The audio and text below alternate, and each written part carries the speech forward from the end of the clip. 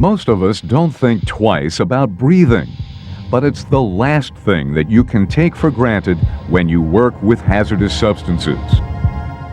Because contaminated air can burn your throat and lungs, damage your brain, liver, kidneys, or other organs, even smother you to death. OSHA's HAZWOPER standard requires workers to use proper respiratory protection to prevent tragedies like these. How can you know what respiratory hazards you'll face where you work? Answering this can be difficult because hazardous materials come in many forms, and some of them cause health problems that aren't immediately obvious. To detect dangerous airborne contaminants, your safety department will run various tests on your work area. If hazardous conditions are found, your company may be able to install processing systems to filter the air, or set up emergency respirator stations to protect workers if an accident releases pollutants into the atmosphere. Engineering controls, like pressurized cabs, can also often be used to keep employees isolated from airborne contaminants. Environmental controls can reduce airborne contaminants as well. For instance, spraying water on dry, dusty surfaces will limit the amount of particles that float through the air. But even with defenses like these in place, you and your coworkers may need respirators in order to work safely. Wearing a respirator is such a critical safety issue that you must be fully trained and authorized by your company before you are allowed to use one. In fact, if you suffer from a heart condition or asthma, you should not work in areas where respirators are necessary, unless you have proper medical clearance. Once a licensed healthcare professional clears you for respirator use, you will need to select one that is right for the work you will be doing. There are two different types of respirators you can use when working in hazardous environments. Respirators that purify the air through chemical means, and ones that provide their own sources of clean, breathable air.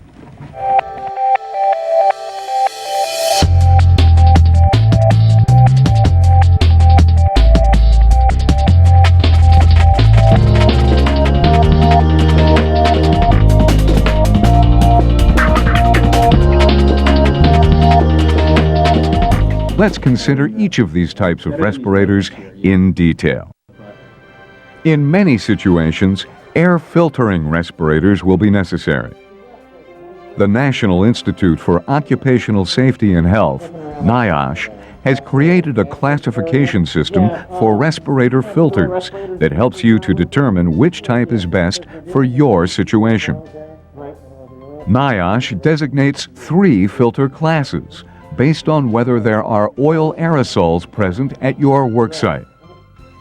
Oil aerosols can be particularly damaging to respirators because they can easily clog up a filter and block air from getting through.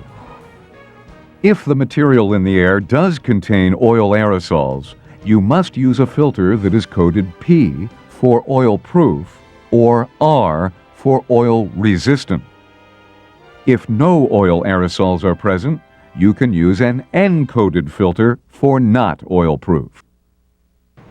Whatever type of filter you are using, make sure you follow the manufacturer's recommendations for the length of time you are permitted to breathe through the filter, and replace it with a fresh one as needed. After your employer has determined whether you should use P, R, or N series filters, you will have to decide what filter efficiency rating to use. Ratings following the P, R, and N designations on filters tell you their efficiency in percentages.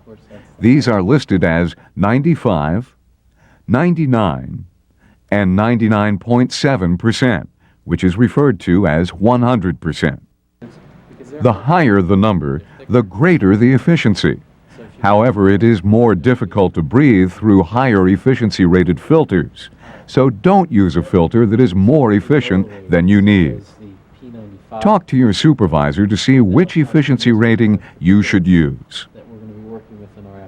If you are working in areas with heavy dust or other airborne particulates, you may want to add a pre-filter, which traps particles before they can clog the cartridge filter.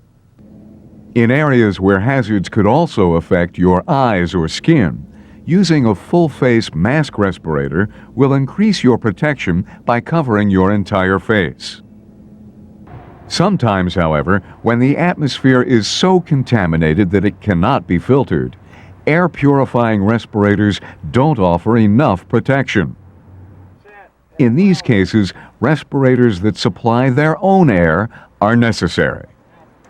These come in two types: supplied air respirators, SARs, which are attached to a compressor that provides air through a long hose, and self-contained breathing apparatuses, SCBAs, which allow you to carry an air supply with you in a tank on your back. They each have advantages and disadvantages. When you use an SAR, you are tethered to a compressor or air tank that supplies fresh, breathable air. This limits your mobility, but allows you to do jobs that take extended lengths of time, because the air they supply can be replenished indefinitely. When your SAR air tank runs low, the attendant can switch you over to a full tank, with no interruption in the air flowing to you.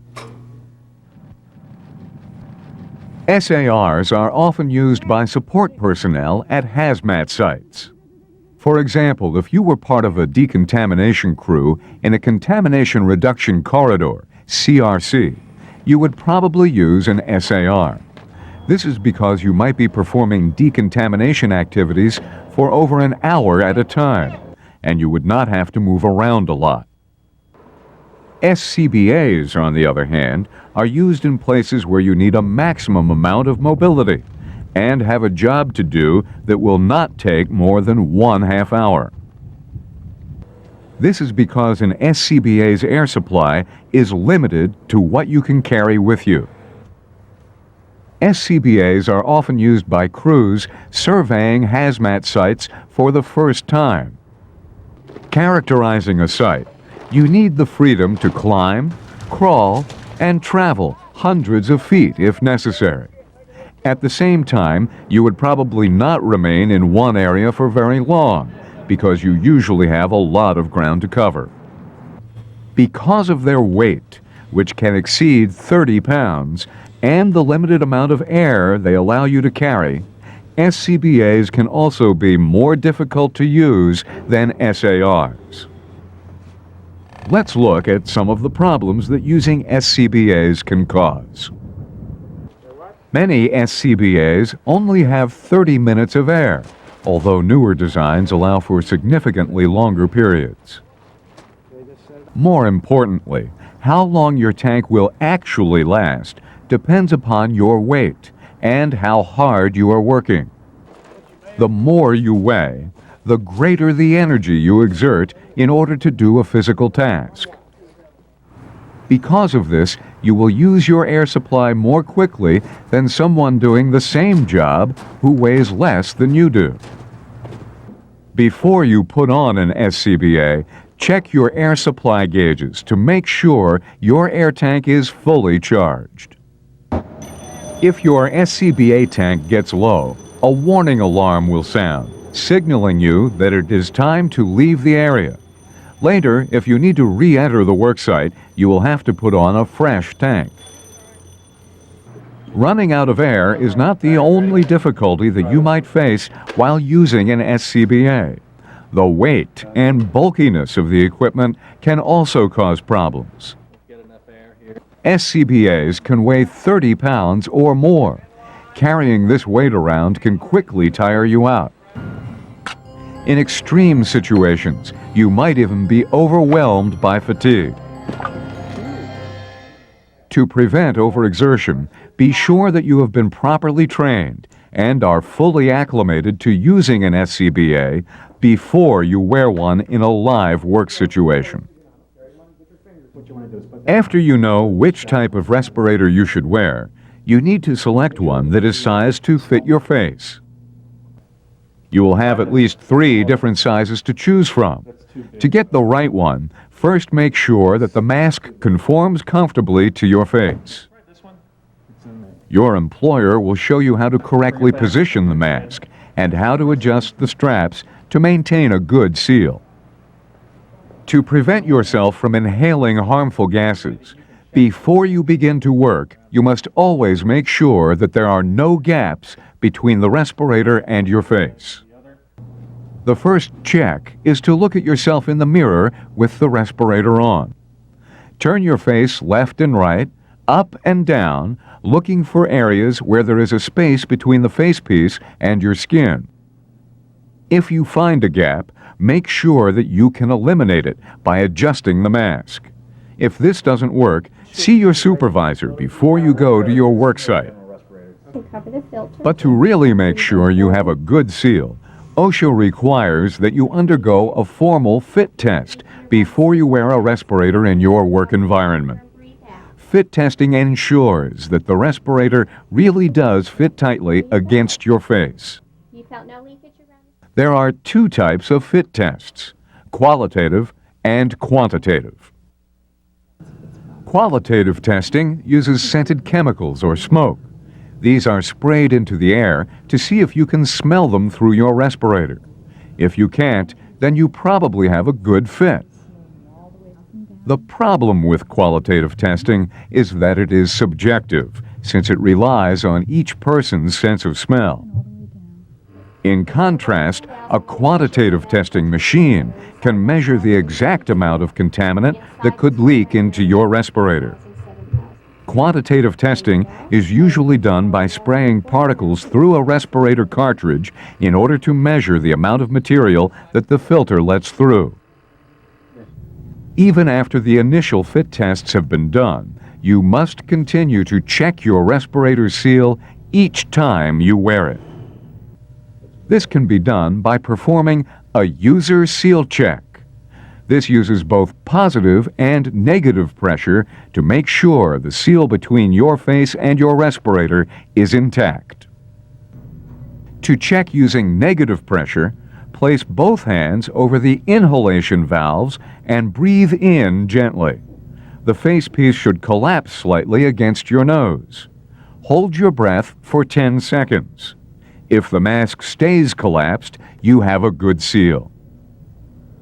To check the seal using positive pressure, place the palm of your hand over the exhalation valve of the respirator, then gently breathe out. If you feel a buildup of pressure within the mask and see the sides of the facepiece bulge out slightly, then you have a good fit. It's crucial to perform a user seal check every time you wear your respirator to ensure that nothing has happened to change the way it conforms to your face. There are several types of problems that could affect the seal. The most common is damage to the respirator's facepiece. But even changes to your face can affect how your respirator fits. For instance, facial hair, including long sideburns, can interfere with the mask's ability to form a good seal. Dentures, scars, and other facial irregularities can also jeopardize the integrity of facepiece seals. Eyeglasses can also affect respirator seals. If you wear glasses and use a full-face mask respirator, you will need to install a NIOSH-approved eyeglass modification kit. After using this kit, you must fit test the respirator again. Be sure to talk to your supervisor or your medical department if you wear eyeglasses and need to use a full-face mask respirator. Your safety depends on it. Proper cleaning and maintenance of your respirator are also essential to respiratory safety. Respirators worn by only one person should be cleaned only on an as-needed basis. Shared respirators, those used by 2 or more people, should be cleaned and disinfected after each use. Always check every part of your respirator before you use it as well. Be on the lookout for any signs of wear or damage. Look for holes where substances could leak in. Make certain that all connections are tight. Examine the straps and the seal of the facepiece to make sure that there has been no deterioration. If you find any problems, report them to your supervisor immediately.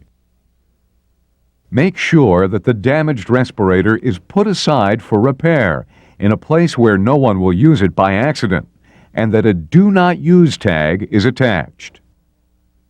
Above all, never use a defective respirator in a contaminated area. Your life could be in danger if you do.